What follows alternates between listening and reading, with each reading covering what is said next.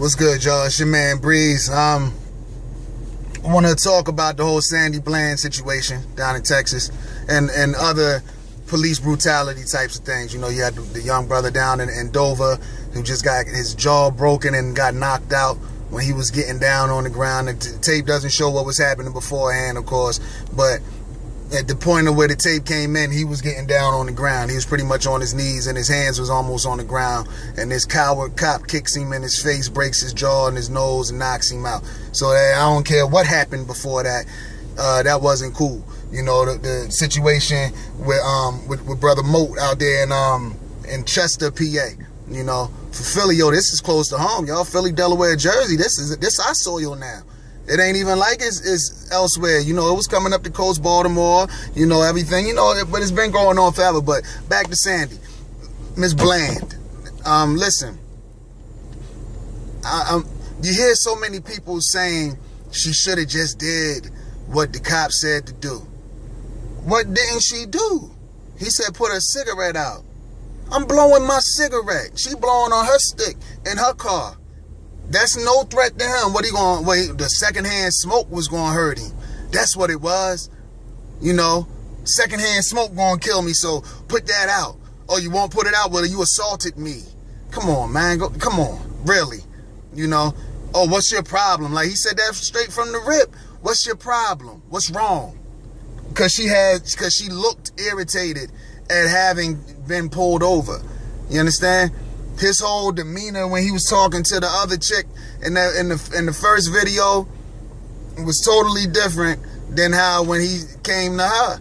You know, so I mean, I think instead of the conversation always going back to what the victim should have done in order to not have had the cop get so frustrated or irritated that they became physical, I think the conversation needs to be police need to be trained better. They need to be monitored more closely for mental health issues, PTSD, all these types of things, because I think what happens is, number one, you either have cops that never had power in their life. They got beat up in school. Everybody always was punking them and everything. Now they got a little power and they want to exert that. That's one instance. Then you have some that might have been really good cops before, and they just been out here and the way that the whole situation has happened, they just have gotten worn down over the years, and now they type class people and they treat them that way. They might have had a situation some years ago where this particular person that looked this particular way did this particular thing to them or a partner or somebody else, and it makes them feel some kind of way, so they put everybody into that same bracket.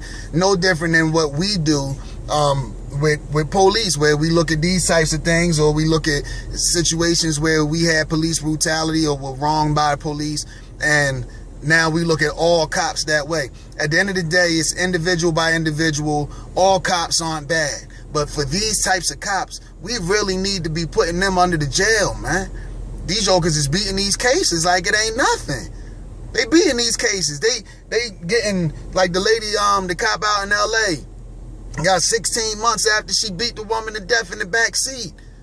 You know, you got a cop that gets off after he goes in the house in Detroit and he shoots a little 7-year-old girl. How does he beat that? How does the guy beat the case with Eric Garner? How do you beat these cases? You know, how do you run up on a car in Cleveland and shoot somebody 15 times through the windshield after you already done emptied out like 100 rounds on them? And you beat that. Like, how does these things happen? Like, I don't understand. And then people saying what the victim should have done. It has nothing to do with the victim at that point. I don't care what I said to the cop. Just as long as I didn't put my hand on that man and I didn't lunge at that person, none of these things, it shouldn't be nothing. Your boy Dylan down in Charlotte, he killed 9 folks and this joker get taken to Burger King. Have it your way, huh, Dylan? Have it your way? That's how police is playing. But I can't sell no sticks out on the avenue for 50 cents. I paid $10 for a pack of cigarettes. It's 20 in it and I'm selling them for 50 cents a piece. I ain't make no money. But I get choked out because of that. Because you can't tax that money, I guess. But Dylan could kill all these folks and he get it his way and he get taken to Burger King and all of that. Like, it's just little things like that that fuel this. It's been going on forever, so it ain't like we just getting mad now that it's been going on. But now that with social media and cell phones and all of that, now we can see it more often. It's in the public eye more often. We all need to get pissed off about this. Black, white, Puerto Rican, Asian, no matter what race you are, color, creed, it don't matter, because until it hits your house, or before it hits your house, you need to speak up about it now. Those people who have some sort of power, whose voices mean something to America. Because some of us, our voice don't mean no thing to America. It's been shown for years. But for those whose voices do mean something, y'all need to be tired of this too. Because it could be you, your husband, your wife, your kids, anybody. So please, y'all, before it's already out of hand. But before it hits your own doorstep, speak up, do something about it. If you got a way to do something about it, do something about it. And stop telling folks, hey, when the police pull you over, just do everything they say.